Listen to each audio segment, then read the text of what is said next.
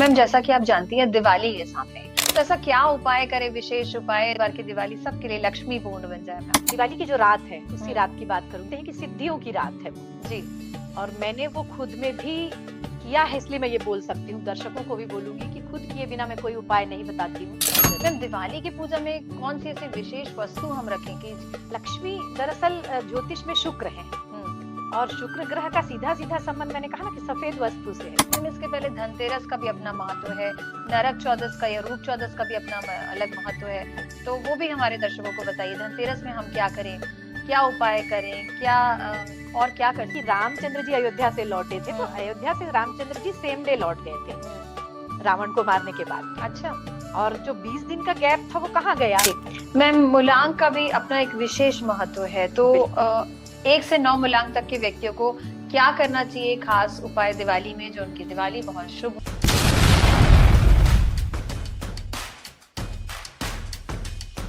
दर्शकों नमस्कार, बहुत बहुत स्वागत कार्यक्रम हम ओजस्विनी में। दर्शकों, हर हफ्ते हम आपके लिए लाते हैं एक नई ओजस्विनी, एक नई कहानी। जैसा कि आप सभी जानते हैं दिवाली बहुत ही नजदीक है, तो इसलिए आज एक विशेष मेहमान को हम आपके बीच लेकर आए हैं। प्रज्ञा त्रिवेदी जी, जो कि जानी मानी एस्ट्रोलॉजर है, वास्तु कंसल्टेंट है, गर्भ संस्थानों से जुड़ी हुई है और वे विभिन्न ज्योतिषीय क्षेत्रों से मैडम लगभग 30 वर्षों से जुड़ी हुई है। दर्शकों देखिए, वैसा तो मेरा मानना है कि जीवन में सफलता के लिए संघर्ष और मेहनत सबसे बड़ी बात होती है, लेकिन कहीं कहीं अगर हम साइंटिफिक या वैज्ञानिक दृष्टिकोण से भी देखें तो ज्योतिषी का अपना एक अलग महत्व है। ज्योतिषी कहीं ना कहीं एक वैज्ञानिक आधार पे ही बना है। तो आइए, ज्योतिष और वैज्ञानिक आधार को हम एक साथ मिलाकर आज बातचीत करेंगे और हमारी मेहनत के साथ थोड़ी सी कृपा ईश्वर की भी लेंगे, एस्ट्रोलॉजी की भी लेंगे, ज्योतिष की भी लेंगे, वास्तु की भी लेंगे और कैसे हम अपने जीवन में तरक्की कर सकते हैं, आज जानते हैं प्रज्ञा त्रिवेदी मैम से। मैम, कार्यक्रम में बहुत-बहुत स्वागत। नमस्कार। नमस्कार। नमस्कार। जी। मैम, सबसे पहले तो अपने बारे में एक शॉर्ट डिस्क्रिप्शन हमारे दर्शकों के लिए। बस इतना ही कहना चाहूंगी कि एक कॉमन फील्ड है ज्योतिष, शायद बहुत सारे ज्योतिषी हैं, लेकिन मुझे ऐसा लगता था कि जो भी करूं कुछ अलग ढंग से करूं। हुँ। और मुझे ऐसा लगता है कि मैं इसमें ईश्वर की कृपा से सफल हूं। जी। केवल घरेलू उपायों से और ग्रहों के संरेखन से, संतुलन से या अलाइनमेंट से हुँ। इलाज कर रही हूँ, और वो शत प्रतिशत सफल है। जी। यही मेरी उपलब्धि है, कह सकते हैं। लगभग 30 वर्षों से आप कर रही हैं मैम। 30 वर्षों से ये कर रही हूँ मैं। जी। और पारंगत बहुत है। बहुत सारी विधाओं को लेके करती हूँ एक साथ, जैसे लाल किताब है, भृगुनंदी नाड़ी है, जी। कृष्णमूर्ति पद्धति है। जी। तो इन सब को लेके एक जो एक सबका एसेंस लेके जो उपाय बताना कहते हैं आप, हुँ। वो कर रही हूँ। क्या आप और ये मानती हैं कि ज्योतिष और वैज्ञानिक दृष्टिकोण दोनों आपस में एक दूसरे के पूरक हैं? बिल्कुल है, हुँ। क्योंकि मेरा एक रिसर्च पेपर भी छपा इसमें, और मैंने ये देखा कि ज्योतिष एक्चुअली एक ही आधार सिद्धांत पे काम करता है, सिद्धांत हुँ। के आधार पर। हुँ। और वो है कलर।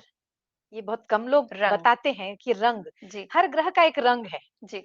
आप केवल रंग को फॉलो करेंगे अगर, तो पूरा ज्योतिष क्लियर हो जाएगा। जी।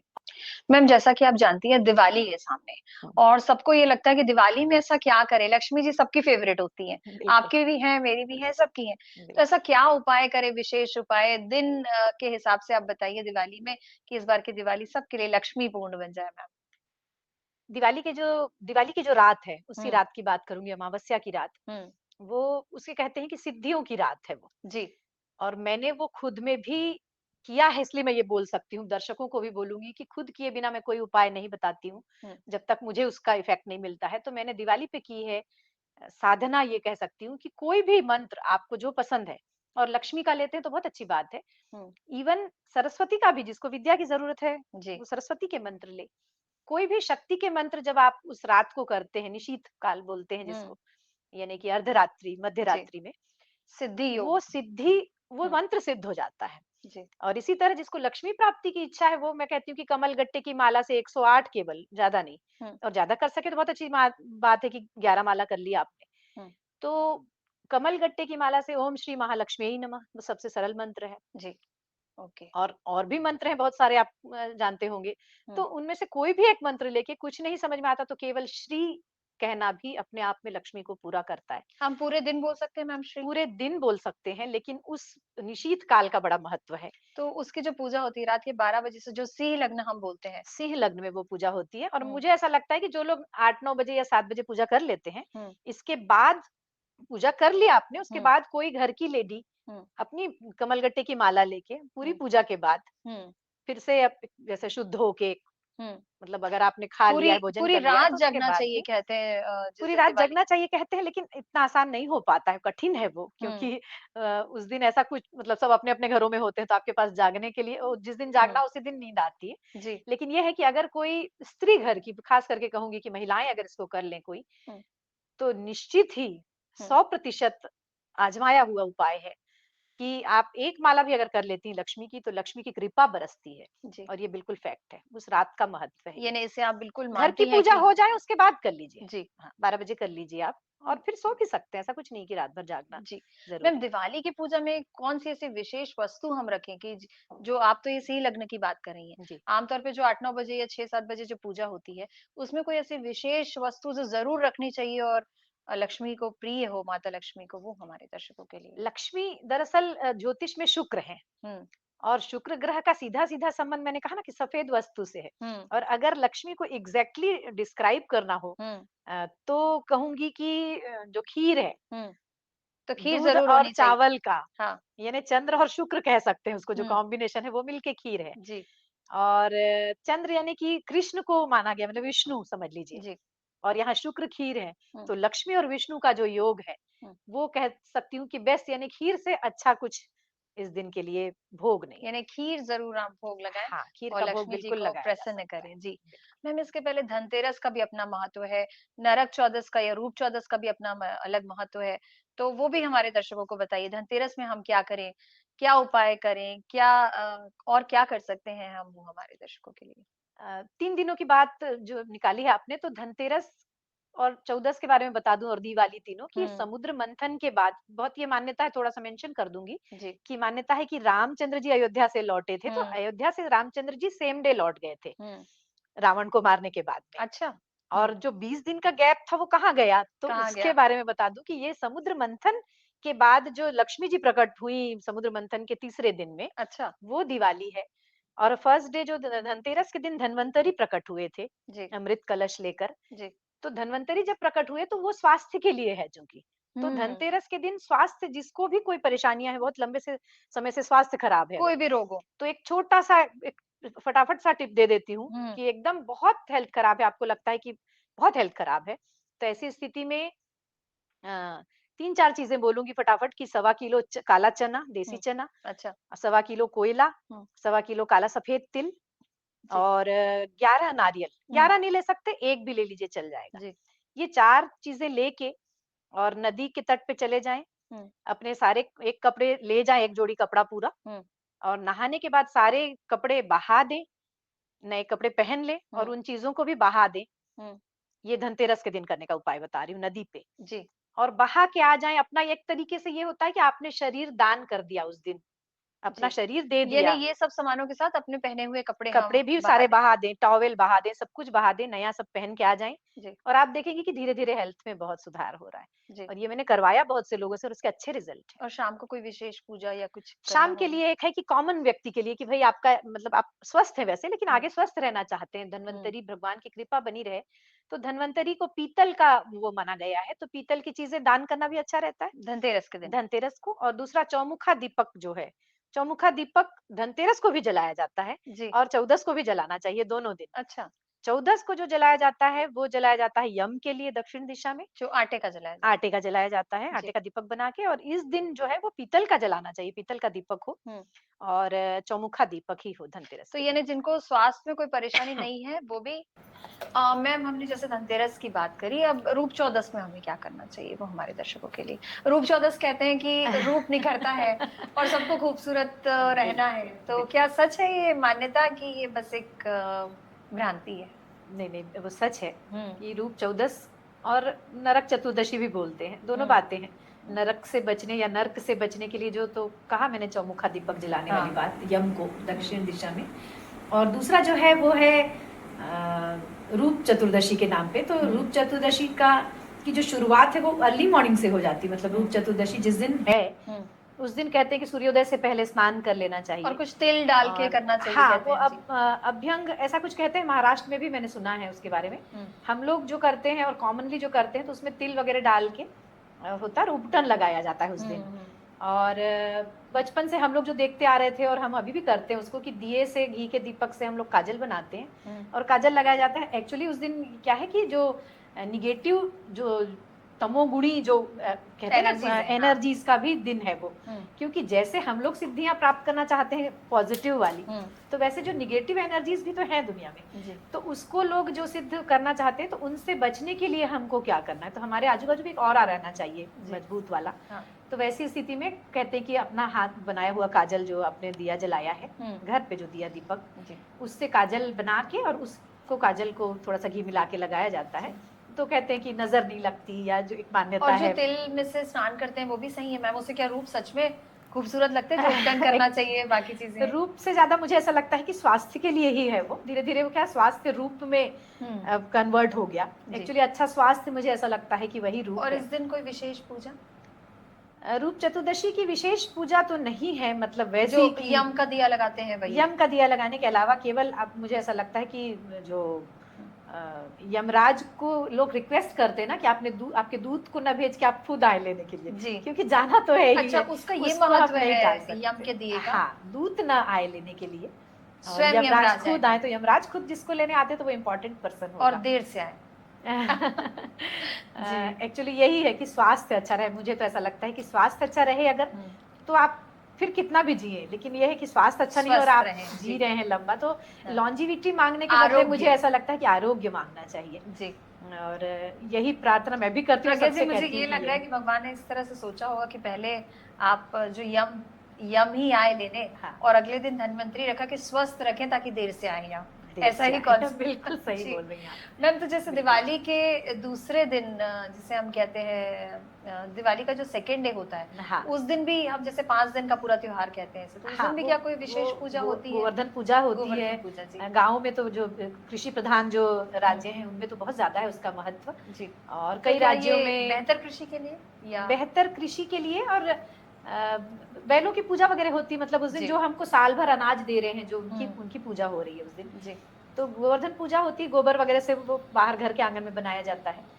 और कुछ राज्यों में नया साल भी होता है, जैसे गुजरात में नया साल होता है, उस दिन से साल होता है, पंचांग उसी दिन से बनते हैं। तो उसका अपना महत्व है। दिवाली के दूसरे दिन यानी कि आपके पास स्वास्थ्य आ गया, आपके पास यमराज का एक कैसी कमिटमेंट आ गया। अच्छा। कि भाई आपको वो लेने जल्दी नहीं आ रहे हैं, या खुद आ रहे हैं लेने। तो मतलब आपने जब दोनों चीजें प्राप्त कर ली, धनतेरस को और रूप चतुर्दशी में रूप प्राप्त कर लिया, और लक्ष्मी पूजा के दिन लक्ष्मी प्राप्त कर ली, तो उसके बाद ये जो नया साल मैं बोल सकती हूँ उसको, गुजरातियों में नया साल, और बाकी वैसे गोवर्धन पूजा तो लोगों से मिलने जुलने का ये दिन होता है। और गोवर्धन पूजा के अलावा कोई विशेष पूजा इस दिन की नहीं है। हाँ, लेकिन यह है कि जैसे आपने कृष्ण जी को सजा रखा है, तो मैं ये कह सकती हूँ कि वैष्णव धर्म में उस दिन 56 भोग लगता है।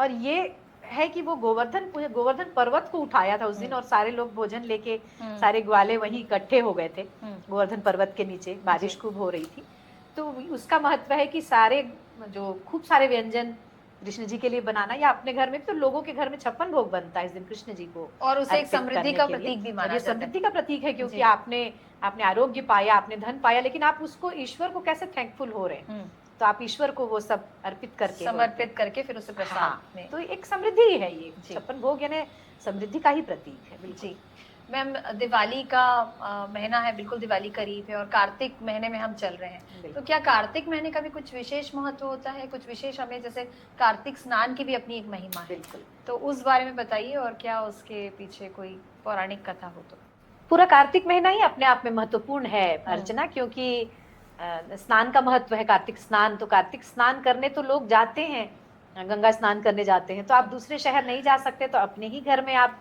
2-3 बूंद गंगा जल की पहले आपने बाल्टी में डाल लिया, और उसके बाद फिर उसमें पानी ऐड कर लिया, तो इस तरीके से स्नान कर सकते हैं। एक बात का ध्यान रखेंगे कि कभी भी पानी में गंगा जल नहीं डालना है, बल्कि गंगा जल में पानी डालना है, जैसा आपने बताया। हाँ मैम, मूलांक का भी अपना एक विशेष महत्व है, तो 1 से 9 मूलांक तक के व्यक्तियों को क्या करना चाहिए, खास उपाय दिवाली में, जो उनकी दिवाली बहुत शुभ हो, मंगलमय हो और लक्ष्मी से परिपूर्ण हो? तो हम मूलांक 1 से शुरुआत करेंगे मैम। बिल्कुल। हुँ, मूलांक 1 वाले हुँ, चूँकि सूर्य प्रधान होते हैं, सूर्य का है 1 नंबर, हुँ, तो उनको सूर्य से रिलेटेड उनके अंदर एक तेज होता है। जी। उनमें आप देखेंगे भले ईगोइस्टिक कहलाते हैं ऐसे लोग, हुँ, लेकिन यह है कि उनके अंदर एक सेल्फ कॉन्फिडेंस होता है हुँ, और ईगोइस्टिक नहीं बल्कि स्वाभिमानी होते हैं ऐसे लोग। जी। और इनको दिवाली के लिए मैं उपाय छोटा-छोटा सब में बता दे रही हूँ कि दिवाली में इनको लाल रंग की चीज़ें यानी गुड़ से बनी मिठाई अगर चढ़ा सकते हैं, हुँ, तो बहुत बढ़िया रहेगा। और इसके बाद मूलांक 2 यानी कि चंद्रमा का हुआ। हुँ, चंद्रमा वाले इमोशनल होते हैं। शांत इन्हें होते कुछ हैं। लोग कहते हैं कि भाई बहुत इमोशनल है, यानी ये रोने लगता है बात-बात पे या इस तरीके का मानते हैं इनको। तरल होते हैं चंद्रमा की जी। तरह। तो उनको जो है वो दूध से बनी चीज़ें चढ़ाना चाहिए, मतलब जी। दिवाली के दिन की बात कर रही हूँ। हुँ, और इसके बाद तीसरा जो मूलांक है, हुँ, तीसरा मूलांक बृहस्पति का है। जी। तो बृहस्पति को का जो पीला रंग है, मतलब मैंने कहा ना रंग काम करता है मैं ज्योतिष मूलांक में। 3 मेरा भी है, अच्छा तो मैं ज़्यादा अच्छे से आपने सुनना पीला पहना चाहूँगी। है। जी। जी। तो मूलांक 3 जो है बृहस्पति वाले हैं, बृहस्पति वाले स्पष्टवादी होते हैं। जैसे उन्हें जी। उन्हें आप देखेंगे कि वो स्पष्ट बात करेंगे, क्योंकि गुरु जी। स्पष्ट बात करता है। जी। गुरु कभी शिष्य को अंधेरे में नहीं रखता है। जी। तो स्पष्टवादी होते हैं, उनकी वाणी अच्छी होती है। और इनको जो चढ़ाना चाहिए दिवाली पे, तो पीली मिठाई, केसर से रिलेटेड डला हो, जिसमें पीला कुछ हो, तो इस तरीके का। उसके बाद फिर मूलांक 4 है, तो राहु का अंक है ये।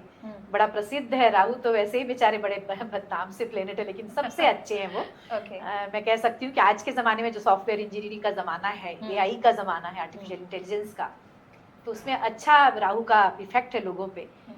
राहु जो है, राहु प्रधान लोग थोड़े आलसी होते हैं, ऐसा कहलाता है जी। कि थोड़ा सा उनको वो कंफर्ट जोन में रहना पसंद करते हैं, कि कपड़े बदल के घर से बाहर निकलना उनको पसंद नहीं, आराम तलब, लेकिन डिप्लोमेटिक। और डिप्लोमेसी बहुत अच्छी चीज़ है, क्योंकि आप सबसे मुस्कुरा के बात करते हैं, समझते हैं कि किसके साथ क्या करना है। और राहु वालों को जो चीज़ चढ़ानी चाहिए, तो राहु के देखिए बहुत गिने चुने चीज़ें हैं घर पे। जी। तो मुझे ऐसा लगता है कि राहु को जौ से रिलेटेड, क्योंकि जौ राहु का प्रिय खाद्यान्न है, बोल सकती हूँ, तो जौ से रिलेटेड चीज़ें चढ़ा सकती हैं, या डायरेक्ट जौ आप चढ़ा सकते हैं, जी। या जौ उगा सकते हैं लक्ष्मी जी के सामने, जैसे जौ उगाते हैं ना, जवारा जिसको बोलते हैं, तो जौ उगा लेना चाहिए, तो उससे राहु प्रसन्न होते हैं। मूलांक 5। मूलांक 5 है बुध का। बुध चूंकि हरा रंग का प्लेनेट है, बुध चूंकि तो हरी चीजें चढ़ाना चाहिए वो दिवाली पे, वो तो है, लेकिन जो स्वभाव बता रही हूँ वो बता देती हूँ पहले, कि बुध वालों का स्वभाव बहुत बातूनी होते हैं, और क्षणे तुष्टा क्षणे रुष्टा उनको बोलते हैं, मतलब वो बात में और बहुत बात करते हैं, और बहुत जल्दी जल्दी नाराज भी होते हैं और खूब जल्दी मान भी जाते हैं। बुध वालों के साथ ज्यादा दिक्कत नहीं है। मेरे बेटे का भी मूलांक 5 है, और उसका नेचर जैसा आप बता रही ना, आप तो मिली नहीं हो उससे, हाँ, लेकिन सेम नेचर है, मुझे दिन भर बनाना पड़ता है उसको। बिल्कुल, और बड़ी तेजी से मान जाते हैं। ऐसे लोगों का ना बहुत बड़ा, मतलब बच्चों जैसा हार्ट होता है, बहुत बड़े भी हो जाएंगे, आप देखेंगे कि बच्चों जैसा निश्चल दिल है, बहुत स्वीट है। हाँ, और खूब टॉकेटिव होते हैं। यस। तो बुध की चीजें हैं, हरी चीजें, तो जैसे कि हरी परवल की मिठाई हो गई, या हरा आप कुछ बना सकते हैं अगर घर पे जी। और खास करके मुझे ऐसा लगता है कि भगवान को जो प्रिय है, तो मूंग बनाई जानी चाहिए, मतलब मूंग की दाल, जो छिलके वाली मूंग की दाल है, अगर उसको भी आप अर्पित करते हैं तो कहीं गलत नहीं। मिठाइयाँ ही अर्पित करना ऐसा नहीं है, नमकीन चीजें भी की जा सकती हैं। और इसके बाद हो गया मूलांक 6 आ गया, और 6 है शुक्र का। तो शुक्र प्रधान लोग सौंदर्य के प्रति जागरूक रहते हैं, मतलब उनको अपने अपने लुक्स का, अपने को प्रेजेंटेबल रखना अच्छा लगता है, परफ्यूम्स के प्रति वो आकर्षित होते हैं, कपड़े उनको अच्छे चाहिए, कपड़े वेल वो रहते हैं उनके, अच्छे ड्रेसिंग सेंस होती है उनकी। अच्छा। और शुक्र वालों को जो चढ़ाना चाहिए, तो कहूँ कि त्योहार ही शुक्र का है ये तो। हाँ। तो इसमें आप खीर, मैंने जैसे पहले कहा था, और इसके अलावा शुक्र से रिलेटेड जैसे पंचामृत है, वो शुक्र का है, तो पंचामृत चढ़ाया जाना चाहिए उसमें, वो बेस्ट है। अच्छा। हाँ, और शुक्र की चीजें एक्चुअली खट्टी चीजों में आती है, जैसे दही वगैरह, तो दही डायरेक्ट नहीं चढ़ाया जाता है, लेकिन खीर और पंचामृत ये बेस्ट है शुक्र की। मूलांक 7 मैम। मूलांक 7 केतु का है, और केतु प्रधान लोग, यहाँ पे ये हो सकता है, मेंशन करूंगी कि केतु और राहु को पापग्रह माना जाता है, लेकिन आज के समय में मैं बिल्कुल ऐसा नहीं बोलूंगी, क्योंकि राहु डिप्लोमेसी का प्रतीक है, और ऐसे ही केतु जो बहुत सरलता है, मतलब जो बहुत परंपरागत लोग हैं, आपने देखा होगा एकदम सरल लोग, यहाँ मेंशन करूंगी कि जैसे मुकेश अंबानी जी को आपने देखा होगा जी। कि जो उनकी पत्नी है वो बहुत वेल ड्रेस्ड रहती है हमेशा, हाँ। और उनको आपने देखा होगा कि बिल्कुल वो शर्ट जी। तो क्या वो मुलांक 6 वाली है नीता अंबानी जी? मुलांक की बात नहीं, यहाँ केतु की बात है। अच्छा, actually, केतु की बात है कि जी। जो अंबानी जी के में जो केतु है वो केतु बड़ा स्ट्रांग है, हाँ। और केतु वाले लोग बड़े ही सरल सिंपल होते हैं, उनको बहुत ज्यादा मतलब नहीं रहता लोगों से वो कैसे दिख रहे हैं क्या है उससे नहीं, वो बहुत परंपरावादी होते हैं और अपने धुन में रहते हैं, कर्म प्रधान। हाँ जी। और वो बिल्कुल किसी से एक्सपेक्ट नहीं करते कुछ भी, ये सबसे बड़ी खूबी है केतु वालों की। जी। तो केतु वालों के लिए जो चढ़ाने वाली चीज है वो कहूंगी कि दो रंगी चीजें, जैसे दो रंगी मिठाई, दो कलर की मिठाई, जी। जहाँ भी दो रंग है, जैसे मैंने ये दो रंग पहना है तो ये दो रंगा कहीं ना कहीं केतु है। अच्छा। और वैसे जो है चेस बोर्ड, जैसे ये ब्लैक एंड व्हाइट है यहाँ पे, तो ऐसे चेस बोर्ड में भी ब्लैक एंड व्हाइट होता है, ब्लैक एंड व्हाइट केतु का प्रॉपर।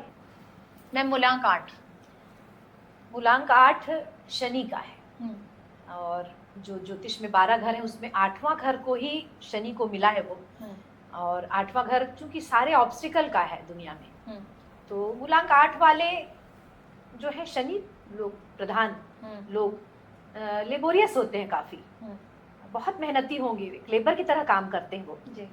और उनको तेल वाली चीजें पसंद भी होती है, तेल घी वाली चीजें, क्योंकि चिकनाहट है शनि, ऑयली है, और इनको जो चीजें चढ़ाना चाहिए वो है ऑयली चीजें जितनी भी हैं, घी से तर चीजें हैं वो, और वैसे तो उड़द है ही है शनि का जी। लेकिन मिठाइयों की बात करूं तो शनि से रिलेटेड जो भी मिठाई है, जैसे कि काला जामुन है क्योंकि ब्लैक है वो जी, तो इस तरीके की चीजें चढ़ाई जा सकती हैं जी।